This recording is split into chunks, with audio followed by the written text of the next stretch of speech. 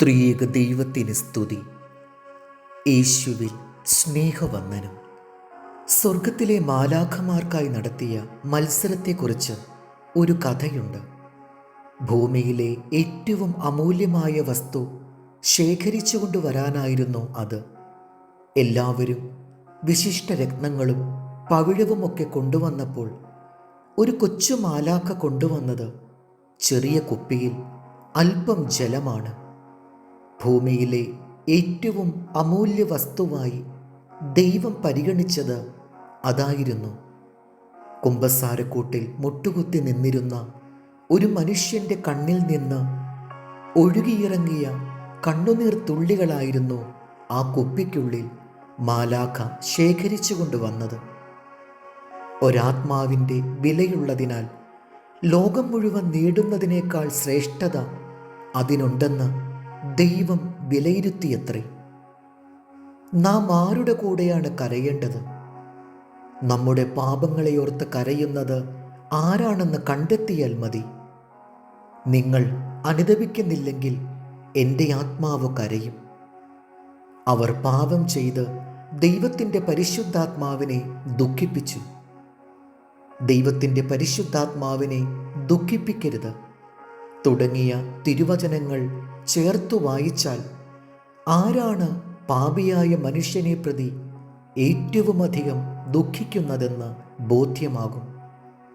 ധൂർത്തപുത്രനെ കാത്ത് വഴിക്കണ്ണ് നട്ടിരിക്കുന്ന പിതാവിനോളം അവനെയോർത്ത് ദുഃഖിക്കുന്ന മറ്റാരുമില്ലല്ലോ.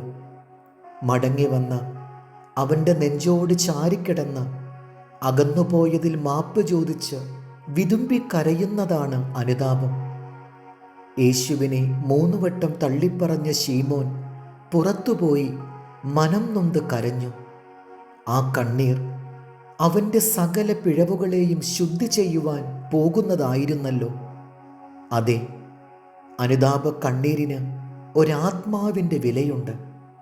ആത്മാവിൻ്റെ വില അമൂല്യമാകയാൽ പ്രപഞ്ചത്തിലെ ഏറ്റവും മൂല്യമേറിയ ജലഗണം ആത്മാർത്ഥമായ അനുതാപ കണ്ണീര് തന്നെയാണ്.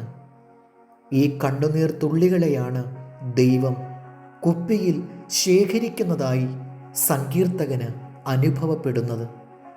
പന്നിക്കൂട്ടിൽ വെച്ച് സുബോധം വീണ്ടുകിട്ടിയ ധൂർത്തപുത്രൻ പിതാവിനരികിലേക്ക് മിഴി നനഞ്ഞ് മടങ്ങി വരുന്നത് കാണുക.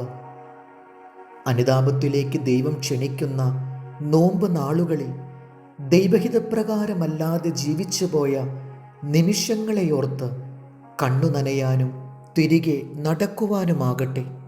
ലൂക്കോസ് 15:7.